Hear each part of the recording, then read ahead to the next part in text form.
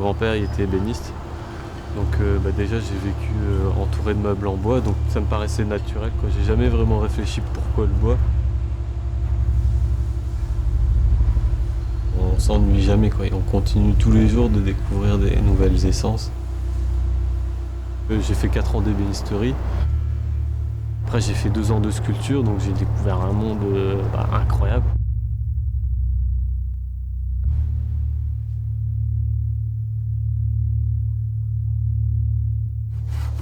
L'idée de créer des choses pour les gens et qui leur fassent plaisir, qui soient propres à eux, c'est venu cette année dans la création.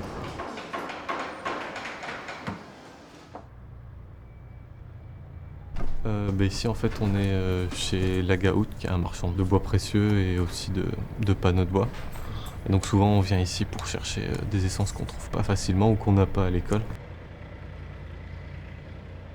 Donc je regarde, j'essaie de trouver le morceau qui me convient, puis je regarde les mesures dont je vais avoir besoin pour être sûr de ne pas avoir à revenir plusieurs fois. Et on regarde s'il n'est pas attaqué par les vers, et puis s'il n'est pas trop tordu, s'il est beau aussi. Et puis une fois qu'il nous plaît, voilà, on le choisit et puis on l'embarque. Ouais, faut que j'en ai l'utilité, quoi. Faut pas essayer d'utiliser une essence de bois parce qu'on en a envie, quoi. Faut que ce soit logique avec le projet.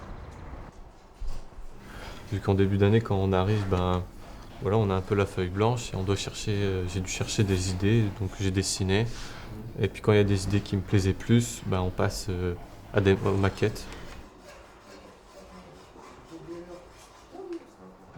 En fait, alors ça, c'est le projet que je fais cette année. C'est un bureau que je me fais pour moi, parce que j'ai besoin d'un bureau et j'ai décidé de me faire un bureau avec les rangements qui font la taille que je veux pour ranger les affaires que je veux.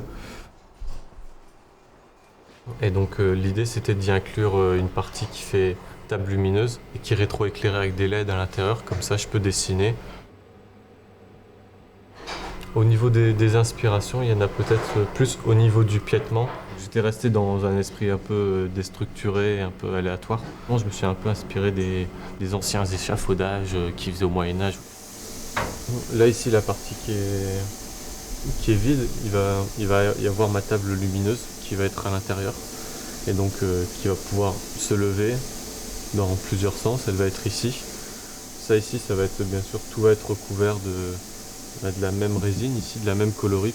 Le Kerok, c'est une matière que je connaissais absolument pas et je l'ai découverte en début d'année. Je m'y suis intéressé.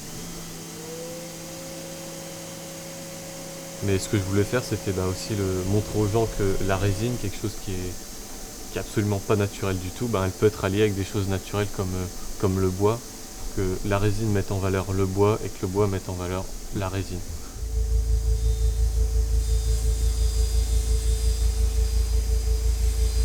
Je pense qu'il faut essayer de s'inspirer de plein de choses, même des choses simples.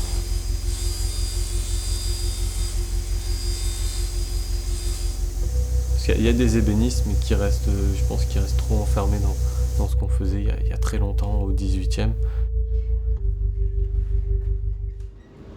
Il faut s'adapter à ce qui se passe en ce moment, et il faut surtout s'adapter aux gens. Si on sait bien s'adapter, je pense qu'on aura un avenir.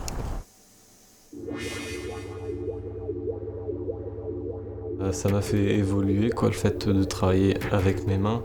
Puis le fait que ce soit des métiers où on doit constamment partager avec les autres.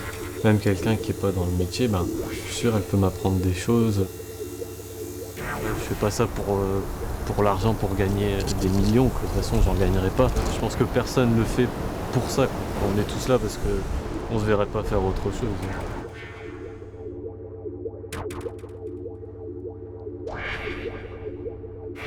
Ce que j'aimerais bien qu'il m'arrive, ce serait d'avoir une reconnaissance, pas forcément au niveau planétaire ou dans les journaux, mais avoir la reconnaissance des gens qui m'ont formé et des gens à qui j'offrirai mes talents, quoi.